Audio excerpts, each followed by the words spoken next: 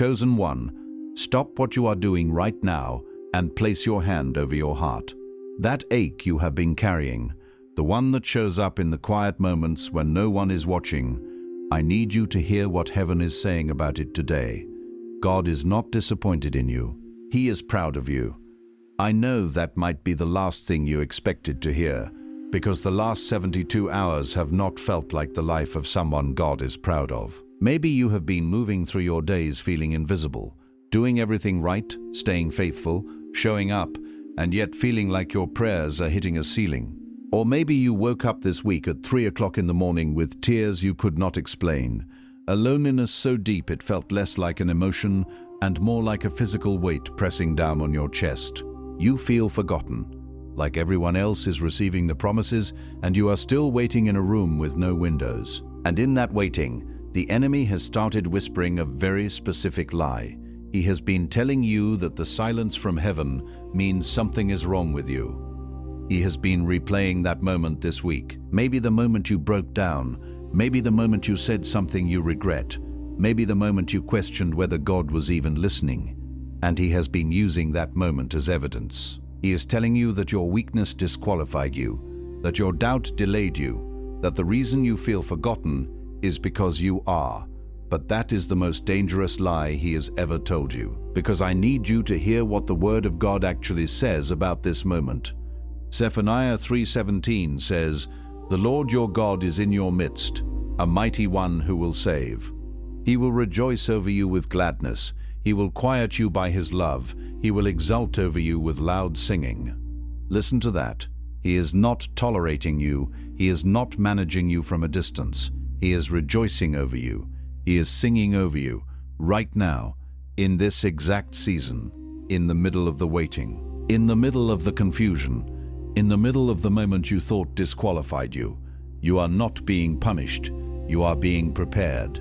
Think back to that moment this week when you chose to keep going even though you had every reason to stop.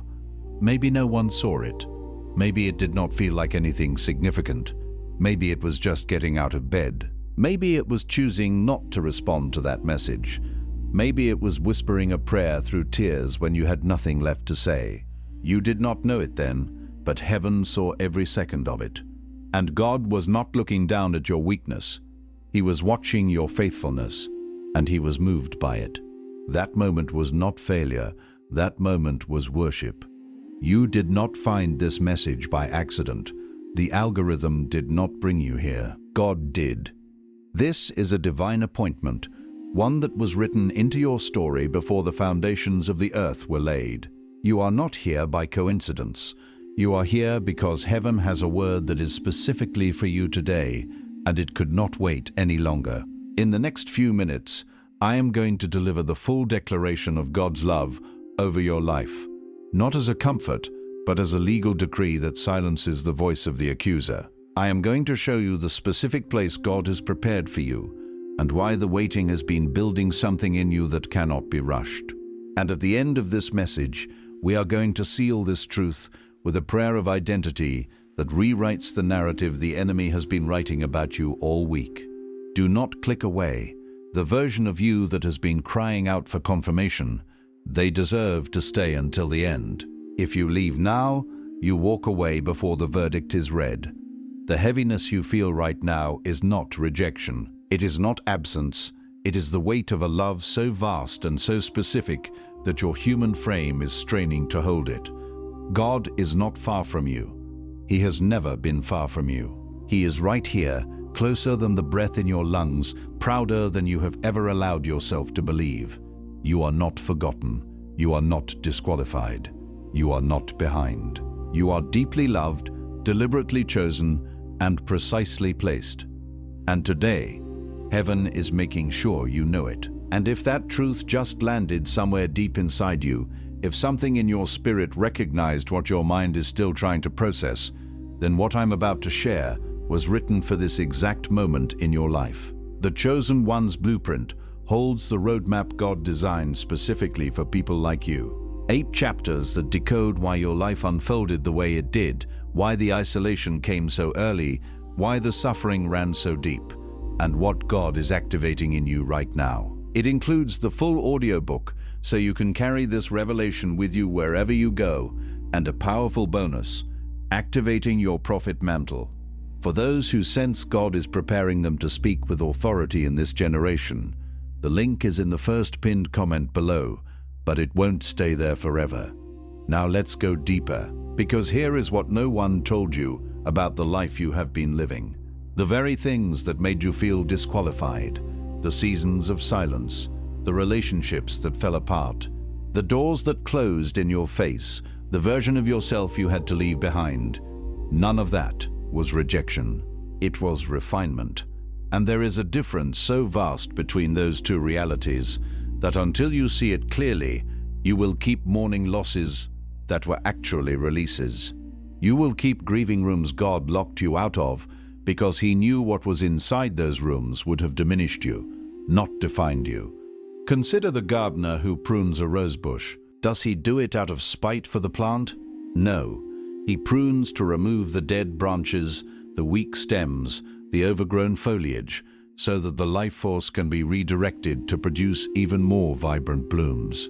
He removes what would choke the plant's potential, what would distract from its beauty. These seemingly harsh cuts are not acts of abandonment, but acts of divine architecture, shaping the plant for its ultimate purpose. Your life has been under a similar, loving cultivation. Think about how a goldsmith works. He does not put gold into fire to punish it. He puts it in because that is the only way to separate what is pure from what is not. The fire has one job, to remove what does not belong. And the goldsmith never walks away. He watches the entire process. He knows exactly how long to keep it in. He knows exactly when to bring it out. And when he looks at what remains, there is no grief about what was burned away. There is only satisfaction at what was revealed. Imagine the intense heat, the crucible glowing, the molten metal swirling. The goldsmith's gaze is unwavering, his focus absolute. He is not toying with the precious element. He is meticulously revealing its inherent worth. He sees the dross, the impurities, the elements that obscure the gold's radiant luster, and he understands that the fire is the only agent capable of their excision. He knows that the intensity of the flame is precisely what is needed to purify, to distill, to bring forth the unadulterated brilliance that lies dormant. And when the process is complete, his satisfaction comes not from the destruction of the impurities, but from the revelation of the pure, unblemished gold. That is the process you have been inside of. And God never walked away from the fire with you. He is the unwavering eye of the goldsmith, the careful hand that holds the crucible, the divine intelligence that governs the duration and intensity of the flame. Every trial, every season of seeming loss, every moment of intense pressure has been an act of exquisite divine craftsmanship, meticulously designed to bring forth the unadulterated, radiant gold of your spirit. You have not been alone in the furnace, you have been held. But here is where it goes deeper, because most people stop at that metaphor and feel comforted without actually being transformed by it. Comfort is not the goal, clarity is. And clarity requires you to look honestly at something you may have been avoiding. We can feel a sense of peace from the goldsmith analogy, a reassurance that God is present. But true transformation arises not from mere comfort, but from a profound shift in perception, an honest confrontation with the underlying assumptions that have dictated our experience. It requires us to step beyond the soothing narrative and into the challenging light of truth, to examine the very lens through which we view divine love. You have been measuring God's love for you by the quality of your circumstances. When things were smooth, you felt close to Him. When the ground shook, you questioned whether He had forgotten your name, but that is a misunderstanding of how divine love actually operates. Human love is often conditional and circumstantial. It responds to performance, to mood, to proximity. But the love of the Most High is not reactive. It is creative. It does not respond to what you are. It calls forth what you were always meant to become. Think of the difference between a gardener tending a wilting plant and a sculptor working with marble. The gardener responds to the plant's current state, trying to revive it based on its present condition. But the sculptor, armed with a vision of the finished masterpiece, chips away at the raw stone, revealing the form that already exists within. God's love is the sculptor's vision. It sees not merely your present state, but the magnificent, completed work you were always destined to be. His love is not a reaction to your flaws or your triumphs. It is the foundational truth of your being, the divine blueprint that he is actively revealing through every experience. This is what Paul understood when he wrote from a prison cell, not a prayer room, not a mountain top, not a moment of triumph, a prison cell. And from that place of physical confinement and external impossibility, he declared that nothing, not death, not life, not things present, not things to come, could separate him from that love. That was not poetic exaggeration. That was a man who had been inside the fire long enough to know that the fire was not the end of the story. Imagine Paul chained in the darkness of a Roman dungeon, the stench of despair thick in the air. Yet from this place of utter desolation, his spirit soared, anchored to an unshakable truth. He wasn't declaring that his circumstances would change. He was declaring that even if they didn't, even if he faced the ultimate separation from the earthly realm, the divine love that permeated his being was an unbreakable, eternal force. This was not born of a fleeting feeling of comfort, but of a deep, crystalline understanding forged in the crucible of his own fiery trials. He had encountered the immutable nature of God's affection, a love that transcended the tangible, the temporal, the terrifying. His declaration was a testament to a divine reality that could not be contained by stone walls or the pronouncements of emperors. And what is coming up next is the part most people are not prepared to hear. The reason the attack on your life came so early and so specifically. Stay with me, because this changes everything. The enemy does not attack what has no value. Think about that for a moment and let it fully settle. You do not post a guard at an empty vault. You do not build walls around a field with nothing in it. The level of opposition you have faced in your life is not evidence of how cursed you are. It is evidence of how significant your assignment is. The warfare was specific because the calling is specific. The resistance was relentless because what God placed inside you is not ordinary. And dark forces that operate in the unseen realm understand what you carry even when you do not. Consider a priceless artifact, a treasure of immense historical and monetary value. Would you leave it unguarded in a public square? Of course not. You would surround it with the highest security, employ vigilant sentinels, and construct impenetrable defenses. The intense opposition you have encountered is not a sign of God's displeasure or your inherent weakness. It is a powerful testament to the immense value of the divine seed planted within you. The enemy's ferocity is a direct response to the unparalleled potential he perceives, a desperate attempt to neutralize a force that threatens his dominion. He attacks the treasure, not the trash. Your struggles are an indication of your sacred destiny. This is why certain attacks came before you even had language to describe what was happening. This is why the confusion started early. The wounds came young. The self-doubt was sown in before you had the wisdom to recognize it as something foreign to your identity. The adversary does not wait until you are mature and fully equipped to begin his work. He moves in the earliest seasons because he understands something about seeds, that it is always easier to destroy a thing before it takes root. Imagine a gardener who notices a single defiant weed sprouting in the midst of his prize-winning flower bed. He doesn't wait for it to grow tall, to spread its roots deep, to choke out the delicate blooms. He plucks it out immediately at its most vulnerable stage. The enemy operates with a similar predatory cunning. He seeks to extinguish the divine potential before it can establish itself, before it can blossom into its full glory. The early attacks, the childhood wounds, the insidious whispers of self-doubt were not random acts of cruelty. They were strategic assaults aimed at eradicating a sacred destiny before it could even take root and flourish. But you are still here, and that is not a small thing. Your presence, your survival against such calculated opposition is a profound testament to the resilience of the divine spark within you and the unwavering protection of the one who placed it there. It is a declaration that the enemy's efforts, however cunning, were ultimately insufficient to extinguish the flame of your divine assignment. You are a living, breathing miracle, a defiant testament to a purpose that even darkness cannot fully comprehend or ultimately conquer. Now, once you understand the nature of the opposition, you are ready for the next layer, because this is where the real transformation begins. Most people spend their entire lives trying to recover from what was done to them. They go to counseling, they pray, they fast, they seek deliverance. And all of those things have their place. But there is a dimension of healing that none of those tools can reach unless something shifts in the way you understand your story.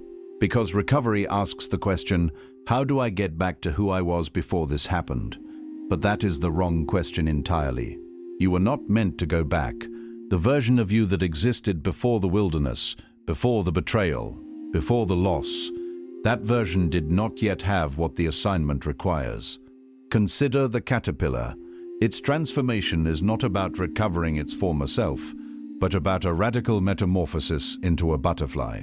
If the caterpillar were to lament, "Oh, how I miss crawling on leaves," it would be missing the glorious destiny that awaits it. The process of healing is not about returning to a past state of innocence or ignorance, but about embracing the new identity forged in the fires of experience. The tools of recovery are valuable, but they are aimed at a partial restoration. True transformation, however, transcends mere recovery. It is a resurrection into a higher, more potent version of yourself, a self equipped with the wisdom, resilience, and grace earned through the trials. God does not restore people to who they were. He resurrects them into who they were always meant to become. That is a different process, and it requires a different posture. It requires us to cease looking backward with longing for what was lost, and instead to look forward with anticipation for what is being revealed. It's not about patching up the old garment, but about receiving a new robe of righteousness woven with threads of experience and destiny. This new posture is one of embracing the unfolding, of trusting the divine architect who is not merely repairing, but recreating, not just healing, but elevating. Think about Lazarus. When Jesus arrived at the tomb, Martha said, "Lord, if you had been here, my brother would not have died."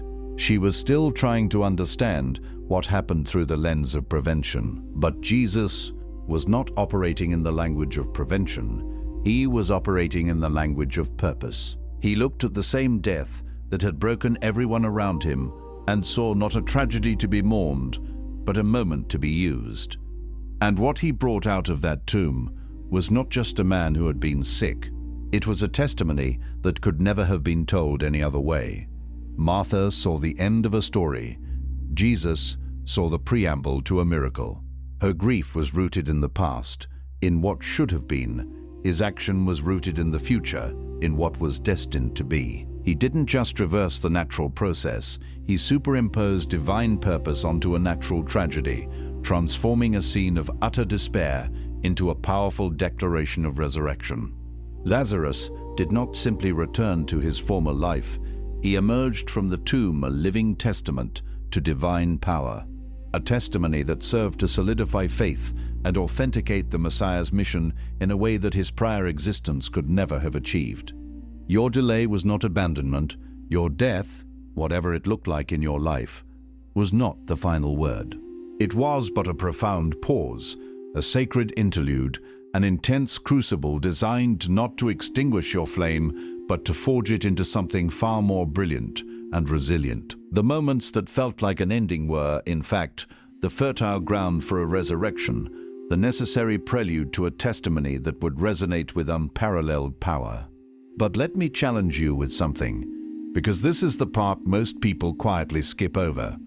There is a version of faith that is actually pride wearing a spiritual costume. It looks like trust, but it is really control. It sounds like surrender, but underneath it is a demand. God, I will follow you, but only if I can still understand the path. And the moment the path stops making sense, the moment the timeline extends beyond what you calculated, the moment the breakthrough is delayed again, that version of faith begins to fracture. Because it was never really faith. It was a negotiation. This pseudo-faith is like a contract written in invisible ink. It appears to bind us to God, but it is contingent upon our comprehension and our convenience. It's a faith that demands a clear itinerary before embarking on the journey. A faith that expects divine intervention to align perfectly with human expectations. When the unexpected detours arise, when the promised destination seems further away than ever, this fragile faith crumbles, revealing its true nature, not an unyielding commitment to the divine will, but a calculated attempt to orchestrate outcomes, a subtle manipulation disguised as devotion. It is the faith that wants God to serve its plan, rather than the faith that surrenders to God's. True trust does not require explanation.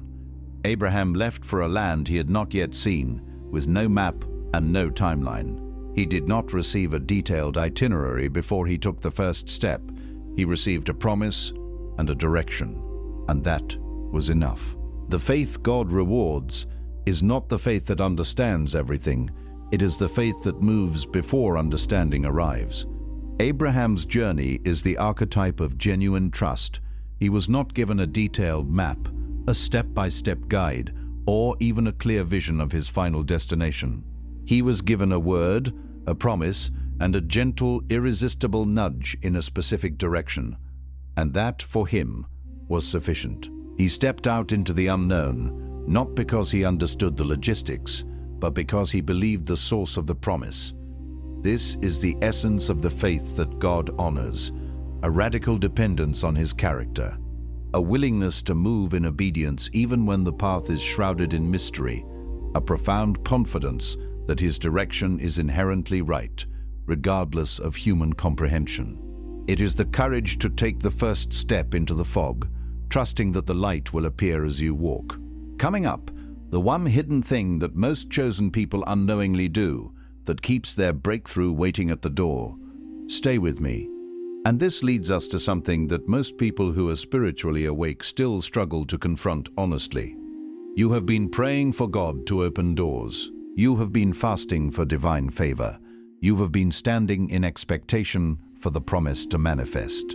But quietly in the background, in the places you do not show anyone, you have also been building a backup plan, not because you do not believe, but because some part of you is still not fully convinced that you are the one God meant when he spoke those promises.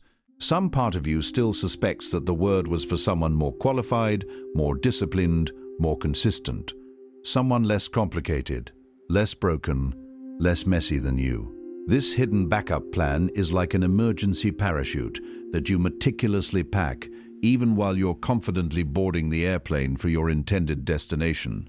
It's not born of a lack of belief in the flight itself, but from a subconscious uncertainty about your own qualifications to arrive safely.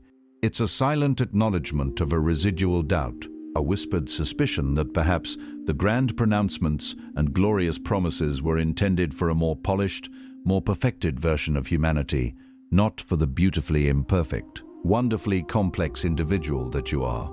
It is the subtle act of hedging your bets, a subconscious insurance policy against the possibility that you, in your current state, are not truly the recipient of divine favor.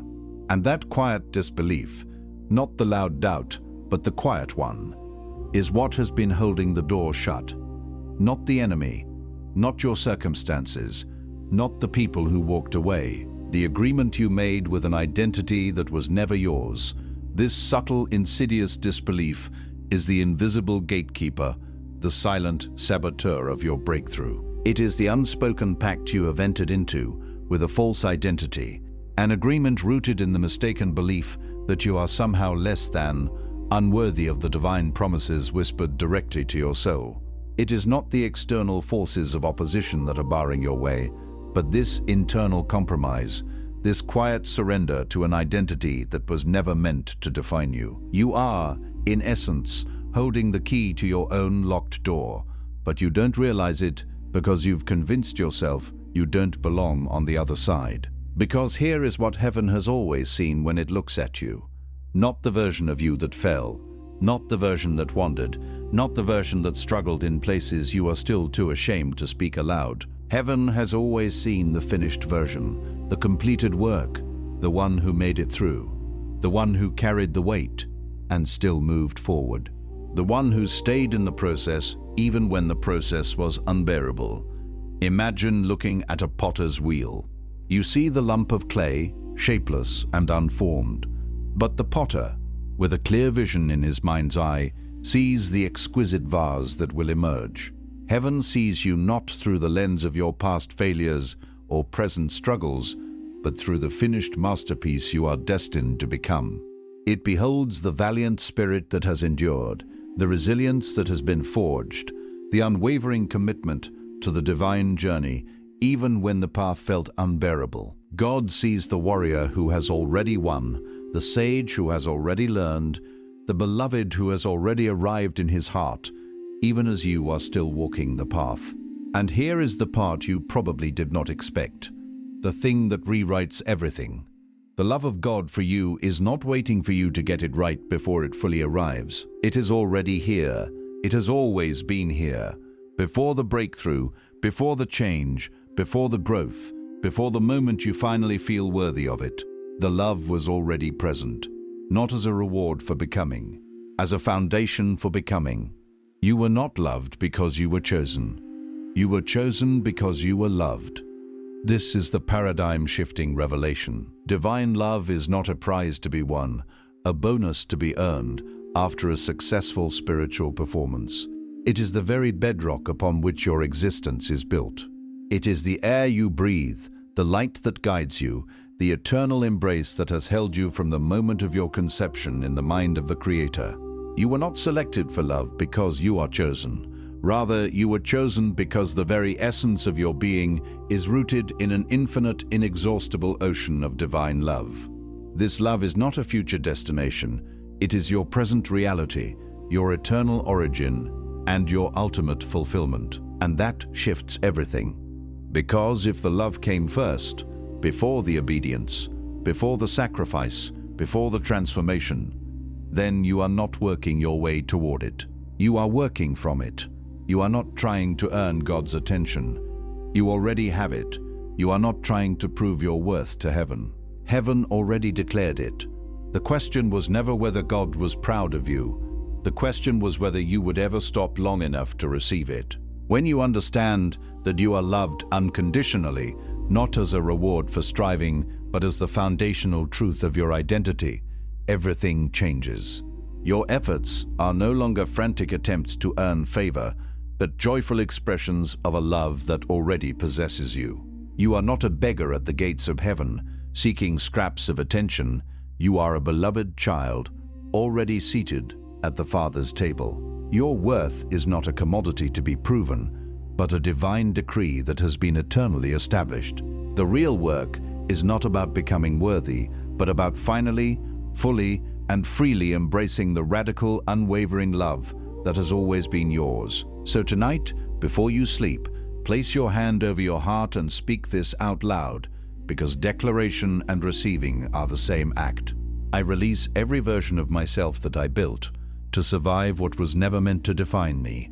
I break agreement with every lie that told me I was forgotten, overlooked, passed over, or too far gone. I receive the love that was placed on me before I was formed, before I had a name, before I had a history. I declare that my delay was preparation, and my wilderness was not punishment. I am the one God called by name. I am the one heaven has been watching over. I am not behind. I am not disqualified. I am not finished. I am exactly where the process requires me to be, and I trust the hands that have been building me in the dark. I step forward, not in the strength of who I was trying to be, but in the fullness of who God declared I already am. I am chosen. I am loved. I am enough. And I am ready. If this message spoke to something real inside of you, share it with someone who needs to hear that they have not been forgotten. Leave a comment and let me know what opened up for you today. And if you are ready to go even deeper, everything you need is in that first pinned comment. God sees you. He always has.